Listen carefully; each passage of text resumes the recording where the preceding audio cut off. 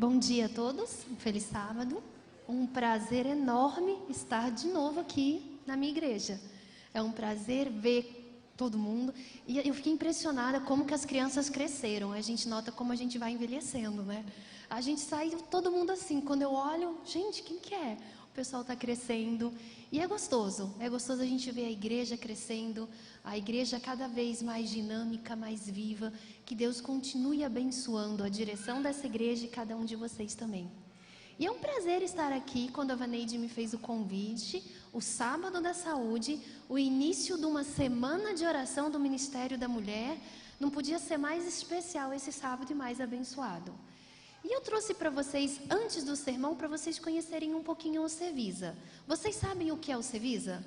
Alguém sabe o que significa a palavra Cevisa? Levanta a mão e fala. Bem alto para eu escutar. Centro de Vida Saudável. Eu trouxe alguma dessas garrafinhas e alguns outros brindes que serão sorteados hoje à tarde. Então, se você quer um desses e outras coisinhas mais, vai ter que vir hoje à tarde. Não tem por onde fugir. Então, tem bastante coisinhas para você lembrar do Cevisa e também fazer... Aí, se algum colega perguntar o que é isso, você fala, tem um lugar muito especial para você ir, que é o Cevisa. Então, eu trouxe um vídeo de 1 minutinho só para vocês conhecerem um pouquinho o que é o Cevisa.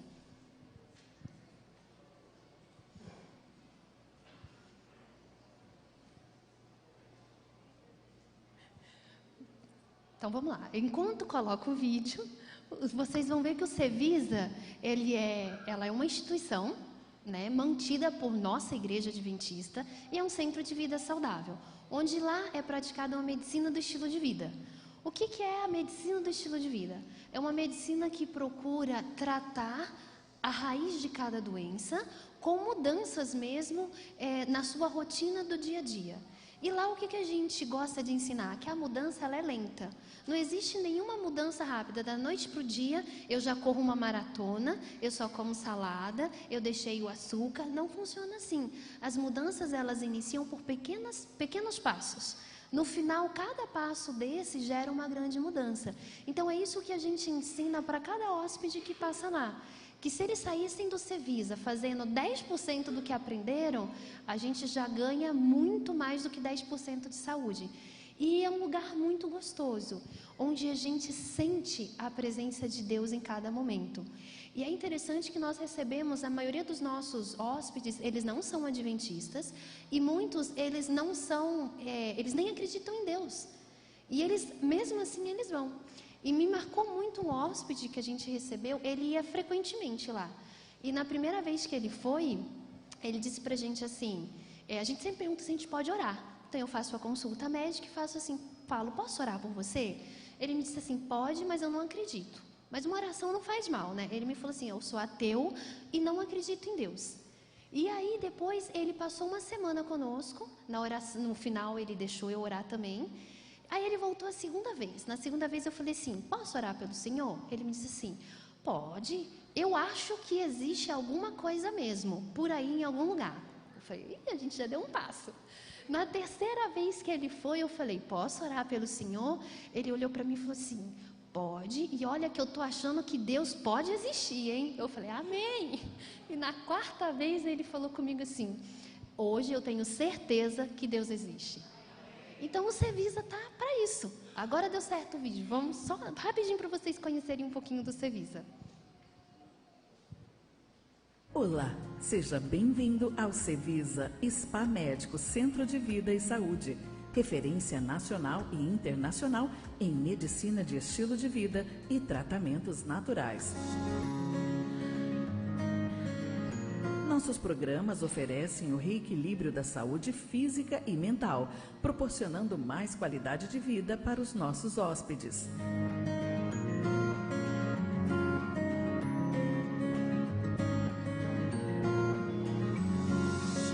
No Cevisa, você conta com uma equipe clínica de alto gabarito, especializada e comprometida com o seu bem-estar.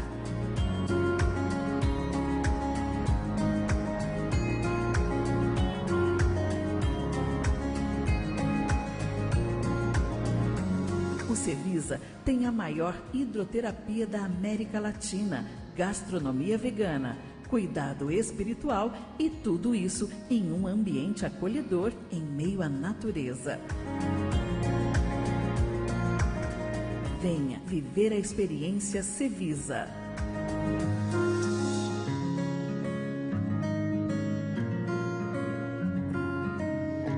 Esse é o Cevisa. Mas tudo isso, sem a missão, não tem significado nenhum. Só para vocês terem ideia, eu trouxe rapidamente aqui também alguns dados que a gente tem sobre o que é o Cevisa, para vocês entenderem qual que é a nossa missão como instituição da nossa igreja. Só em 2022, nós distribuímos 3.343 livros. Cada hóspede sai com um livro de lá. O livro do ano, nesse ano, Grande Conflito, cada hóspede que entra, ele ganha um livro de presente para ele levar. Nós fizemos o Impacto Esperança na cidade ao lado, Limeira, com uma feira de saúde, onde nós conseguimos atender 200 pacientes ali naquela feira de saúde. Atualmente, nós temos 2 classes bíblicas, distribuímos 63 bíblias, nós fizemos os 10 dias de oração, conseguimos fazer Semana Santa, nós entregamos lição da Escola Sabatina para cada funcionário atualmente. E o mais importante, tivemos 4 batismos, estamos com 8 estudos bíblicos em andamento e 256 estudos distribuídos. O Cevisa só está lá por causa disso, por causa desses batismos. E é uma bênção quando o hóspede ele termina a semana e ele fala assim, eu desejo ser batizado aqui. E nós fazemos o batismo ali mesmo, na piscina. Então, esse é o motivo, o que nos motiva a estar ali e fazendo esse outro braço da nossa igreja, que é a saúde. E nós acreditamos que a mensagem de saúde será a última a ser pregada no mundo. Então, ela é o que vai manter, enquanto a gente estiver ainda aí começando a ser perseguidos, a mensagem de saúde ela vai continuar ainda atingindo várias pessoas. E o Cevisa ela funciona para isso, porque o momento que a pessoa ela está doente ou ela está passando por um momento difícil na vida, uma depressão ou o diagnóstico de uma doença grave, ela está mais sensível e mais aberta à mensagem. E é nesse momento onde a gente leva uma mensagem de carinho. No Cevisa a gente prega Jesus, a gente prega o amor que Deus tem por cada um e que existe solução para o que ela está passando, para a doença que ela está enfrentando. Existe a cura, se não aqui na terra, no céu com certeza Deus vai dar a cura que ela precisa. E esse é o Cevisa, que eu queria trazer esta manhã para vocês conhecerem um pouquinho antes da gente abrir a Bíblia.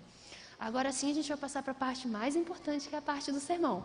Mas antes de abrir a Bíblia, eu queria orar com vocês, rapidinho. Querido Deus, Senhor, pedimos, Pai querido, que o Teu Santo Espírito continue presente aqui. Que ao abrir a Bíblia, querido Deus, o Espírito Santo toque no coração de cada um. Que quem fale aqui hoje, não seja eu, mas seja o Teu Santo Espírito. Em Teu Santo Nome, amém. Eu escolhi um tema essa manhã que fala sobre saúde, não pode ser diferente. Então é o Ministério de Saúde Abrangente. Esse é o novo Ministério de Saúde que a igreja vem apresentando em 2023, que é o Ministério de Saúde Abrangente. O que é esse Ministério de Saúde Abrangente? A gente vai aprender rapidinho nessa manhã de sábado. E nós passamos por uma pandemia esse ano. Está terminando essa pandemia que a gente começou em 2019. Deixa eu ver se eu consigo aprender aqui. Aí. Mas existem outras pandemias também. Então, eu trouxe a nível de curiosidade algumas pandemias que o mundo já passou. A primeira grande pandemia que o mundo enfrentou foi a peste bubônica, ou a peste negra. Essa pandemia matou entre 75 a 200 milhões de pessoas. Os dados não são tão certos, porque no século XIV a gente não tinha ainda um banco de dados muito certinho. Mas os historiadores acham que essa peste ela dizimou metade da população mundial. Então, foi algo que veio com muita intensidade. Logo depois, a segunda grande pandemia foi a gripe espanhola. O mundo estava saindo de uma grande guerra e logo depois veio a gripe espanhola. E estima-se que matou entre 40 a 50 milhões de pessoas. Então, muita gente também. A varíola. A varíola é a outra grande pandemia que nós passamos. Ela matou 300 milhões de pessoas. Mas, graças a Deus, com a vacina, a varíola ela desapareceu. Agora, como o sarampo pode ser que retorne, por causa de algumas pessoas que são contra a vacina. Mas é uma doença que matou muita criança e muita gente no mundo. Temos outras pandemias também. Cólera é uma pandemia que ainda existe no mundo. Até o momento, temos 150 mil mortes no mundo produzidas em decorrência da cólera, principalmente em países africanos, do continente africano, onde é mais difícil o acesso à água potável e à higiene também. HIV, uma pandemia que existe. Atualmente nós temos, até 2019, foi o último dado que eu consegui, porque um dos problemas também da pandemia é falta de alguns dados, de estudo, porque o mundo todo se concentrou em uma doença. Até 2019 já havia matado 32 milhões de pessoas. E o Covid, até o momento, 15 milhões de mortes no mundo. Eu acho que é muito difícil alguém que não tenha um amigo ou um familiar que infelizmente perdeu a vida nessa pandemia. Todas as famílias foram afetadas com a morte de alguém ou alguém que ficou com alguma incapacidade, alguma sequela pelo Covid. Mas, além disso, o que mais que uma pandemia nos trouxe? Porque não é só as vidas perdidas. Nós temos outras coisas também que uma pandemia traz. Nós temos desinformações. Eu acho que nunca se ouviu tanto fake news como durante a pandemia. Toma vacina, não toma vacina. Usa máscara, não usa máscara. Passa álcool, não passa. Lava a mão, não lava. Tenho que manter a distância, não tenho. Já posso voltar, não posso. Então, assim, nunca se falou tanta coisa, nunca se ouviu tanta coisa e nunca tanta gente esteve errada ao mesmo tempo. Então, a pandemia também trouxe muita falta de informação. Desemprego. A gente nem precisa falar quantos comércios fechados, quantas pessoas perderam seus empregos, quantas pessoas não tinham o que levar à mesa dos seus filhos. Então, a pandemia trouxe também muito desemprego. Conflitos, não, a gente nem precisa falar, nosso país quase não viveu um conflito político aqui. Conflitos sociais, muitos conflitos. Violência, principalmente violência familiar. E um dado que eu achei interessante: a taxa de divórcio cresceu 75% nos últimos 5 anos. E durante a pandemia, até a metade de 2020, essa taxa deu um salto de 260% comparado às anteriores. Isso em 2020. Imagina quando saem os dados de 2023. Nunca se houve tanto divórcio como até 2020. Por quê? Porque as pessoas nunca passaram tanto tempo juntos. Imagina como é que era a rotina da família. O marido saía para trabalhar de manhã, os filhos iam para a escola, a esposa ficava em casa, ou saía para trabalhar também. Depois de quase 12 horas, todo mundo separado, juntava todo mundo, jantava, cada um ia dormir.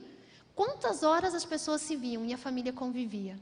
Literalmente, da noite para o dia, a gente passou a conviver 24 horas juntos. Imagina o que virou dentro da casa.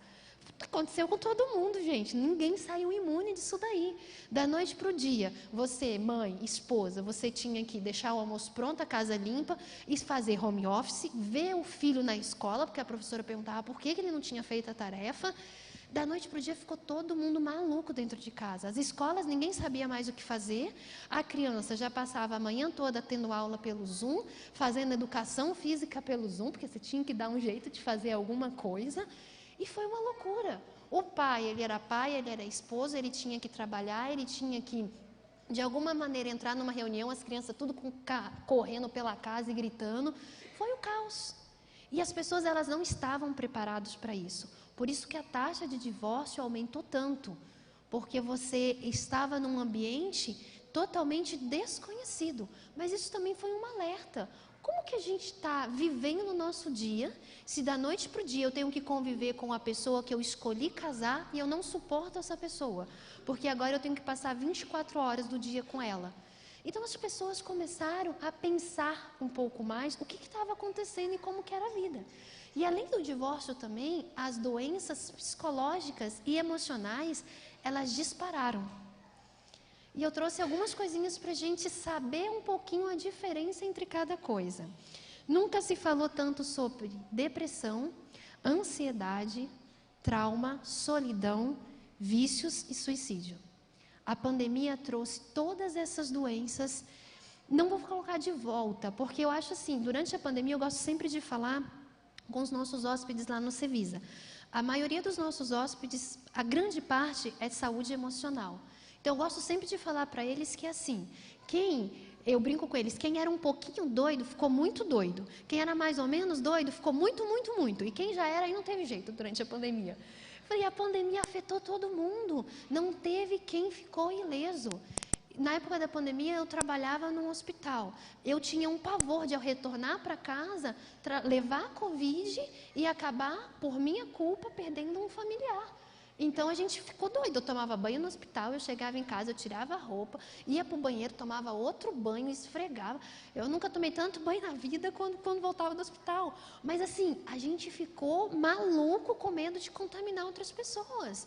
Colegas nossos, assim, que eu lembro, quem podia, alugou uma casa só para ele, ficava num hotel, eles se juntaram, foram morar numa casa. Então, todo mundo ficou sem saber. Por quê? Porque ninguém sabia o que era, como tratava e como saía da Covid-19. Então, a depressão. O que é a depressão? Porque é muito fácil a gente falar assim, estou deprimido. Mas será que você está com depressão ou você está triste? Todo mundo fica triste. Todo mundo sente medo. Agora, quando isso já faz parte da sua vida e te impede de fazer algumas coisas, aí eu tenho um estado patológico. Então, a depressão é um distúrbio afetivo onde há a presença de tristeza, pessimismo e baixa autoestima e que se mantém. Eu tenho estado depressivo. O estado depressivo é quando acontece alguma coisa. Eu estou triste porque eu perdi meu emprego, porque eu não passei numa prova, porque eu não entrei na faculdade, porque meu bichinho de estimação morreu, porque alguma coisa aconteceu, porque eu perdi um ente querido. É normal eu passar por um estado depressivo. Se você não ficar triste, é porque você tem alguma outra doença, alguma patologia mesmo que te impede de ter sentimentos. Então, é normal eu ter um estado depressivo. O que não é normal é que isso se mantenha por muito tempo. Então, eu tenho sim a depressão. Ansiedade. A ansiedade é o quê? Onde eu já tenho uma angústia, uma perturbação por algo que pode ou não acontecer. Então, a ansiedade também é algo que fala assim, nossa, estou super ansioso. Será o que vai acontecer? Vai dar certo ou não vai dar certo? A viagem vai dar certo? Isso pode acontecer? Se a gente começar a pensar em tudo que pode acontecer, você não faz nada da vida. Você nunca vai fazer nada. Eu tenho uma colega que ela quer engravidar. Ela fala, mas aí eu não posso. Porque aí o que eu vou fazer? Quem vai ficar com o bebê e se der errado? E se não dar certo? E como eu volto a trabalhar? Eu falei, minha querida, a gente nunca está pronto. A gente só tem que ter. E depois Deus vai guiando e Deus vai colocando pessoas do nosso lado que vai nos auxiliando. Então, a ansiedade é algo que todo mundo tem. Mas quando te impede de fazer alguma coisa, aí é o patológico. Trauma. São lesões causadas por um evento que gera um ferimento de maneira inesperada. E o trauma, ele não é só físico, nós temos traumas emocionais também. Qualquer coisa que que gera, de alguma maneira, uma ferida dentro de você é considerado um trauma também. Solidão. Isso foi o que a gente viu muito na Covid. Minha avó hoje tem 83 anos. Durante a Covid, ela ficou em casa, trancada no apartamento. Até que chegou um momento que ela falou em outubro de 2020, ela falou, se eu não sair daqui, eu vou pular da janela, eu não aguento mais ficar sozinha, eu preciso ver alguém. Falou, eu prefiro correr o risco de me contaminar do que ficar sozinha aqui. Mas o que a gente podia fazer? Imagina, 80 anos, eu ia deixar minha avó saindo por aí andando? Não, mas a solidão foi algo que a pandemia trouxe muito marcado para cada um. Vícios. É difícil, sim. Quando a gente fala vícios, a gente sempre pensa na pior coisa, mas existem vícios pequenininhos. Teve gente que ficou viciada em maratonar séries. Então, o que eu vou fazer? Eu só estou em casa, eu vou maratonar uma série. Teve gente que ficou viciada em comida, porque eu só estou em casa, então agora eu preciso comer. Gente que ficou viciada em só fazer exercício. Então, a gente tem muitos vícios. Agora, o vício da bebida foi um dos que mais aumentou durante a pandemia. Porque eu estava sozinha, porque eu não tinha o que fazer. Então, o que a pessoa acabava fazendo? O vício da bebida. O consumo da bebida alcoólica, ela quase triplicou durante a pandemia. E o suicídio, principalmente entre profissionais de saúde, que não aguentaram toda essa pressão. Quais são as grandes... Olha o que a gente viu em um estudo. O isolamento social percebido aumenta o risco de mortalidade comparável ao tabagismo e à obesidade. Então, eu estar sozinho, ele faz tanto mal à saúde como eu ser obesa ou como eu fumar.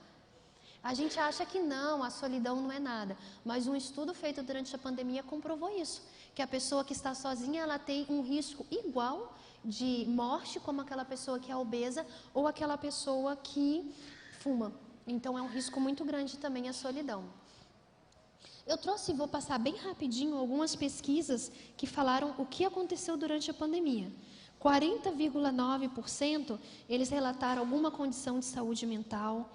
13,3% relatam que aumentaram o uso de substâncias ilícitas. 75% dos jovens apresentaram sintomas de depressão ou uso de algumas substâncias. E esses estudos também estão na Argentina, estão na Alemanha.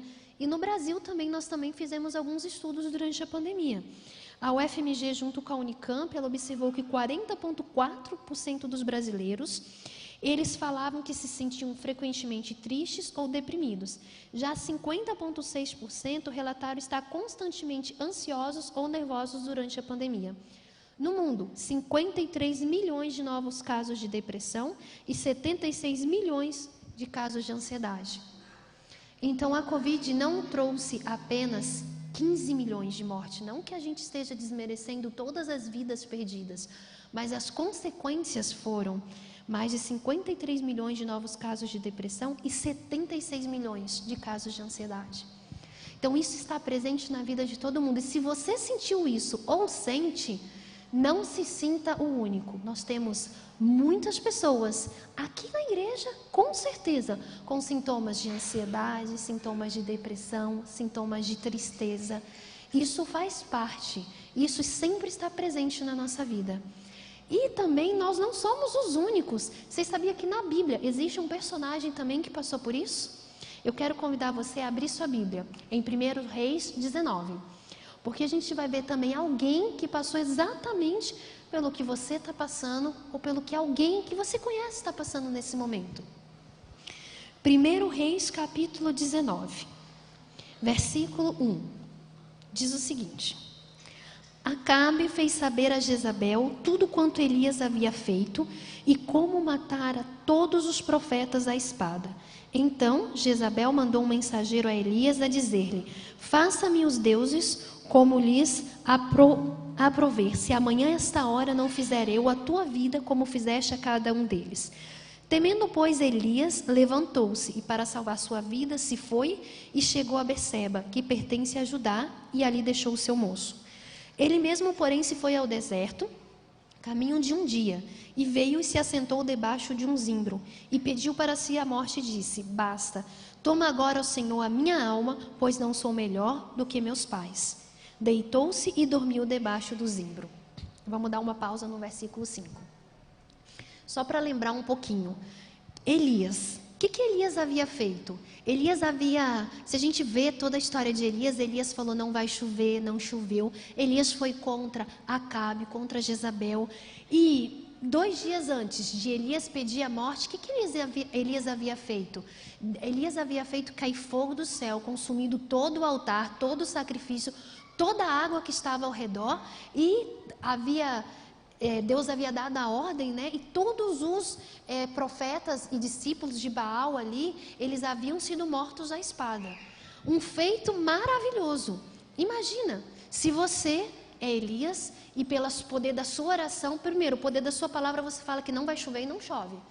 Depois, com o poder da sua oração, Deus faz cair fogo do céu, consome tudo, e você fala, vai chover, e chove.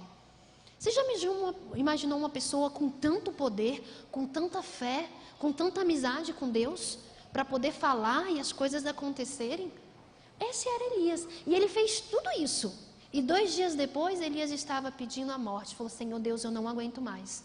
Impressionante como depois de uma grande vitória, vem uma derrota. Vem aquele sentimento de incapacidade. Eu não sou melhor que ninguém. Eu não valho nada, Senhor. Por favor, tira a minha vida. Isso por quê? Porque Jezabel falou que iria matá-lo. Olha o medo que Elias tinha de uma mulher. Elias não teve medo de enfrentar todos os profetas de Baal. Elias não teve medo de não chover se não tivesse chovido. E se não tivesse caído fogo do céu? Mas Elias não teve medo. Agora, quando uma mulher fala, olha, é certo que eu te digo que amanhã Elias estará morto. Elias treme, Elias entra num processo profundo de tristeza, de ansiedade, de depressão e chega a pedir a morte. Que poder que tinha essa única mulher, né? Se a gente tivesse metade desse poder, né, meninos? A gente estaria super bem. E essa era Jezabel. E Elias, ele corre pela sua vida. Elias, ele foge e ele se esconde e ele pede a morte. Quem nunca passou por um momento onde falou bem assim, não me sinto capaz, Senhor. Não dá mais, chega. Por que tanta coisa? Eu não aguento mais, por que só comigo? Parece que tudo acontece comigo. Eu não sei se vocês já passaram por isso, o que eu fiz de errado? Eu fiz tudo certo, eu faço minha devoção matinal, eu acordo cedo, eu me cuido, eu vou à igreja, eu dou meu dízimo, eu dou um pacto, eu faço culto familiar, mas parece que tudo de errado acontece só comigo. Por que eu? Por que não acontece com o meu vizinho? Distribui um pouquinho para ele também. E a coisa é assim, Elias estava assim. E com certeza você já se sentiu assim, porque eu já me senti assim. O que eu fiz de errado? E a angústia, ela toma conta do seu ser. E é algo que, quimicamente, acontece algo no seu corpo. A pessoa, ela é depressiva, ela tem um distúrbio químico dentro do seu corpo também. Todos os neurotransmissores, os hormônios, eles não estão em sintonia. Então, aí vem sim a depressão. E era o que Elias sentia nessa hora. E Elias, quando pede isso para Deus, Deus intervém. Vamos continuar lendo o versículo 5. Olha o que Deus faz. Eis que um anjo tocou Elias e disse, levanta-te e come. Olhou ele e viu junto à cabeceira um pão cozido sobre pedras em brasa e uma botija de água. Comeu, bebeu e tornou a dormir. Voltou uma segunda vez o anjo. Tocou-lhe e lhe disse, levanta-te e come, porque o caminho te será sobre modo longo. Levantou-se, pois, comeu e bebeu, e com a força daquela comida, caminhou 40 dias e 40 noites até Horebe, o monte de Deus. Qual foi o remédio de Deus para Elias? Dormiu, comeu e bebeu. Esse foi o remédio que Deus providenciou. Agora, Deus não disse assim, Elias, olha só, isso aí que você está sentindo é besteira, isso não existe não. Levanta, vai lá atrás da sua comida, faz seu pão, se mexe, acorda para a vida. Não foi isso que Deus fez. Olha o que o verso 5 diz. Deus mandou um anjo. Deus sabia que naquele momento Elias, ele não tinha condição alguma de tomar qualquer decisão por si mesmo. Deus sabia que Elias, apesar de ter derrotado um monte de profetas de Baal, de ter feito inúmeros milagres, Elias, ele, pela sua condição humana, ele não tinha condições de levantar e fazer algo por si mesmo.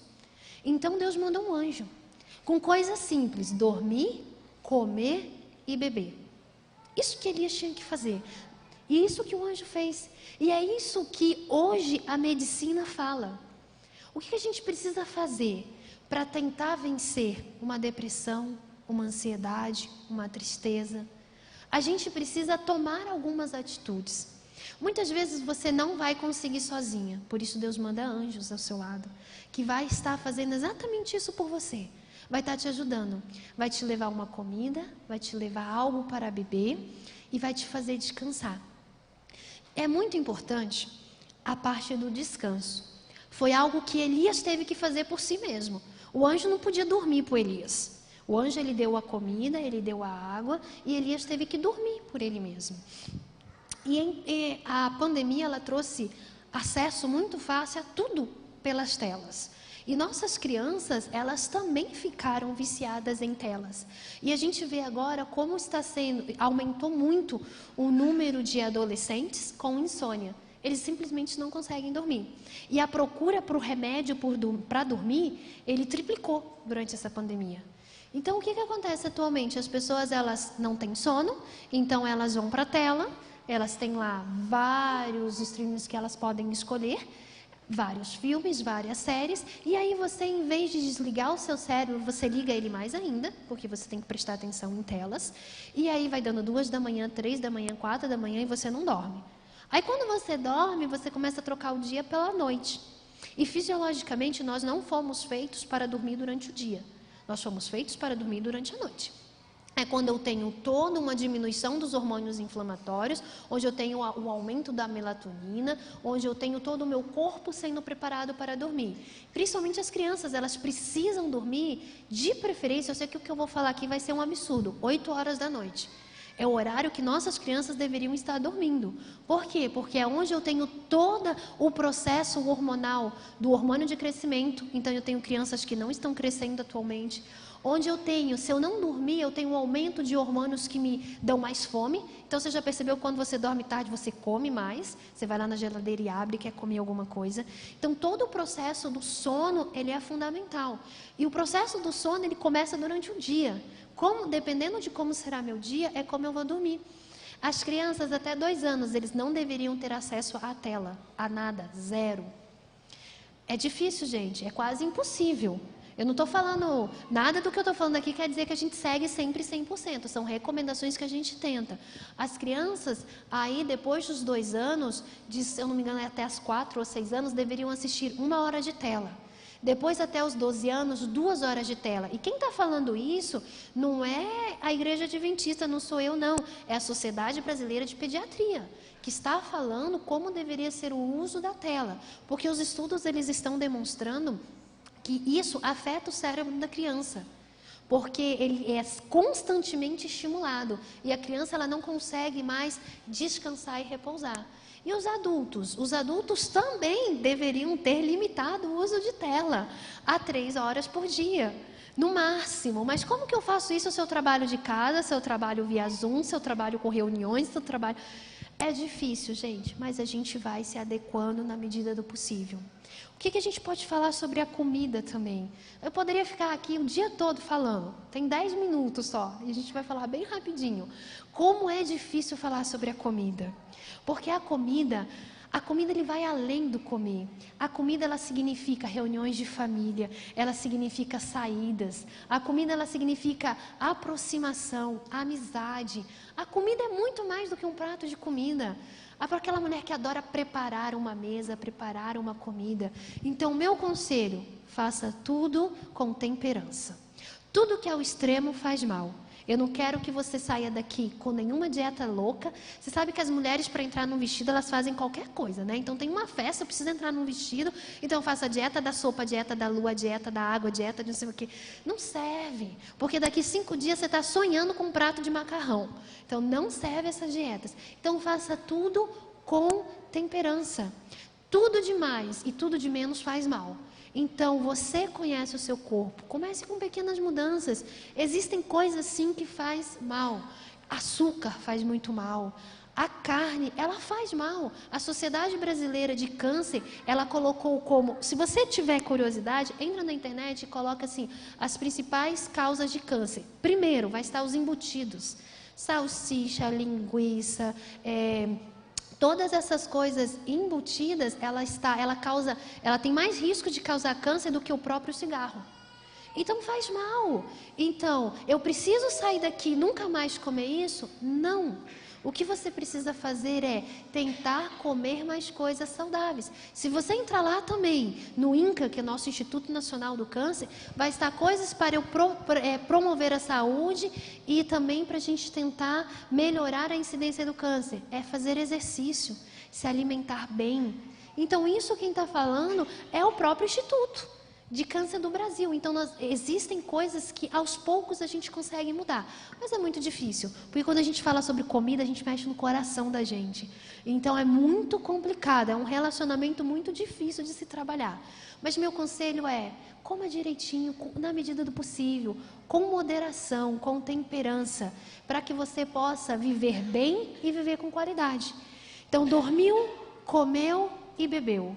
E também, com isso, Elias caminhou 40 dias. Eu falo que esse é um pão feito do céu mesmo.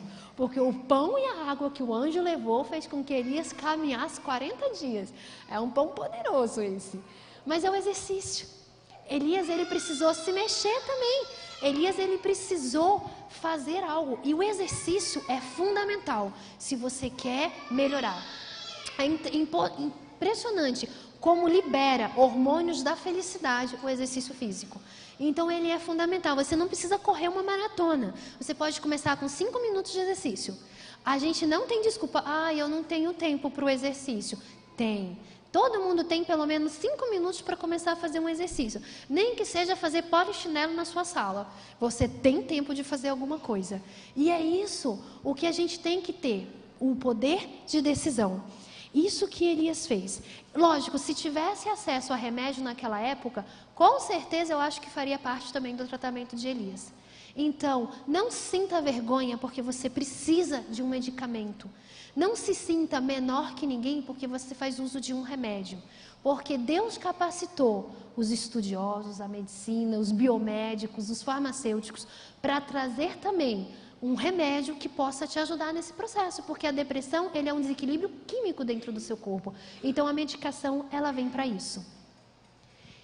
Eu trouxe algumas últimas citações para a gente poder terminar. Porque nesse momento, com certeza eu estou falando para pessoas que estão como Elias, num processo difícil.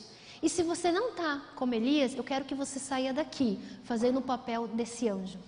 Do anjo que levou para Elias pão e o anjo que levou para Elias água. É isso que eu quero que você possa sair essa manhã fazendo.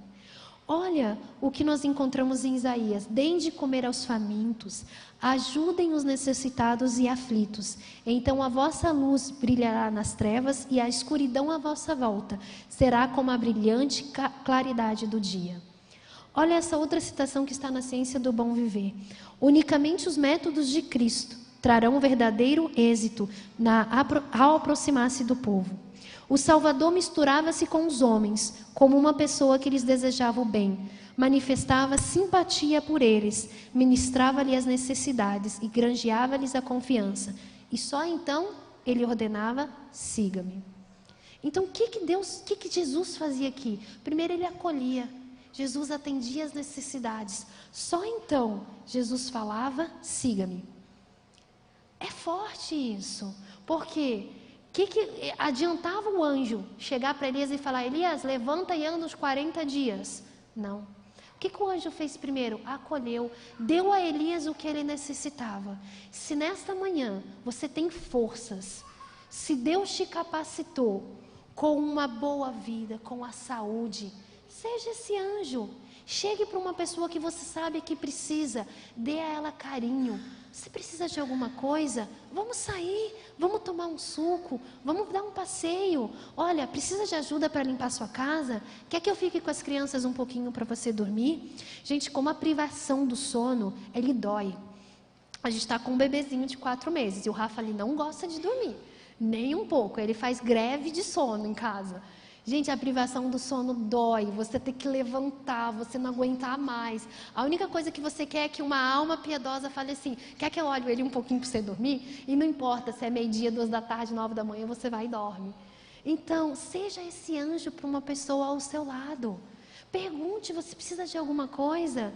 Porque a pessoa que está passando por um processo depressivo, como Elias passou, ela não tem força. Ela não tem força para fazer um prato de comida. Podem acreditar, não é frescura dessa pessoa. Ela não tem força. Nós recebemos uma paciente, e eu vou encerrar com essa história. Eu vou chamá-la de Maria.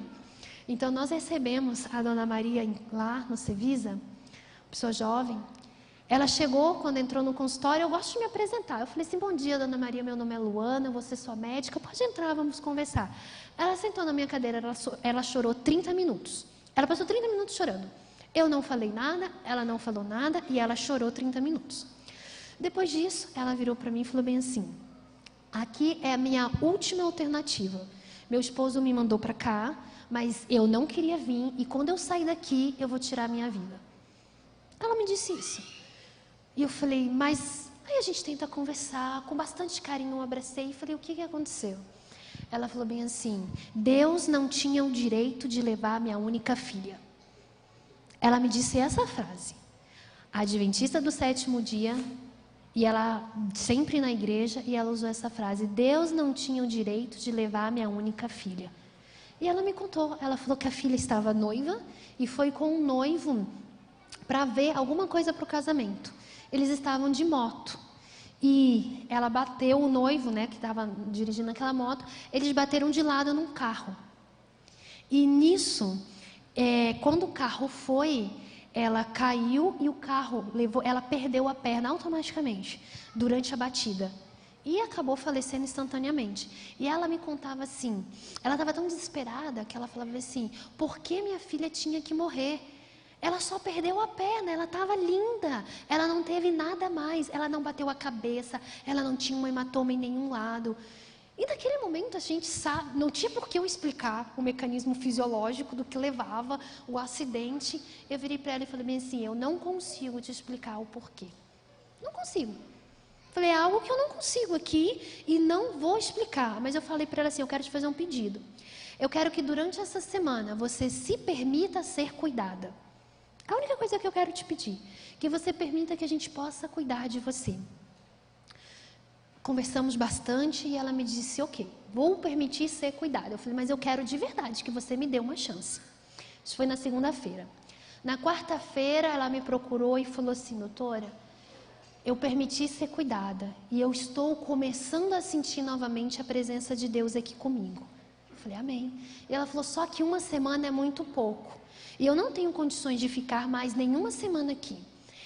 Eu não lembro, mas ela depois me contou que eu falei para ela assim, se você quiser ficar e for da vontade de Deus, Deus vai dar um jeito de você ficar. E eu esperei, na sexta-feira eu procurei meu diretor administrativo para conversar do caso dela, para ver o que a gente podia fazer. Ele falou para mim assim, você não vai acreditar o que aconteceu. Eu falei, o que aconteceu? E aí ele me contou. Nós tínhamos um outro hóspede, que não era adventista. Esse hóspede, na sexta de manhã, foi lá e falou assim, eu tive um sonho. E nesse sonho Deus me falou que eu tenho que pagar mais 2 semanas para fulana de tal. E falou o nome dela. E ele foi lá e falou, quero deixar pago mais 2 semanas para Dona Maria. E eu falei assim, mas esse hóspede? Porque era um hóspede que não acreditava em Deus. Ele falou, esse hóspede, ele falou que sonhou e que Deus apareceu para ele e que ele deveria pagar isso. Naquele momento, aquela pessoa que nem acreditava em Deus estava sendo um anjo para aquela pessoa. Depois de 3 semanas conosco, ela falou para mim assim, encontrei Deus novamente aqui. Eu não consigo entender porque Deus permitiu que minha filha falecesse, mas eu aceito o plano dele para a minha vida. E a partir de hoje eu vou sair daqui e vou fazer com que outras pessoas que passaram pelo que eu passei entendam o que aconteceu e se sintam confortadas. A partir daquele momento, ela deixou de ser Elias e passou a ser um anjo para a vida de várias pessoas. E assim, ela contava para todo mundo que estava ali a experiência dela. E como ela tinha chegado no fundo do poço, porque ela, como Elias, pediu a Deus que tirasse a vida dela, falou, não aguento este mundo sem a minha filha. Hoje, ela é um anjo que consegue levar para pessoas que passaram exatamente por que ela passou. Eu não consigo imaginar a dor que é perder um filho. Graças a Deus eu nunca passei por isso. Só quem passou por isso sabe o que é perder um filho. Porque a vida nessa terra de pecado, ela nos ensinou a enterrar nossos pais. Mas nunca nos ensinou, e eu acho que nunca nos ensinará a enterrar filhos. Eu acho que ninguém deveria passar por isso. Mas hoje ela consegue entender o processo, ela consegue aceitar o que aconteceu com ela. Mas ela só vai, eu acho que entender mesmo, no céu, que ela vai compreender porque Deus permitiu que ela passasse por isso. Mas ela aceita o que aconteceu e hoje ela é um anjo para pessoas que passaram por isso.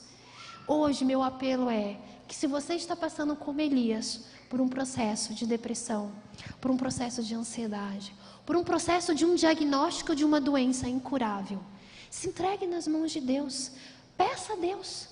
E com certeza Deus irá enviar anjos para a sua vida.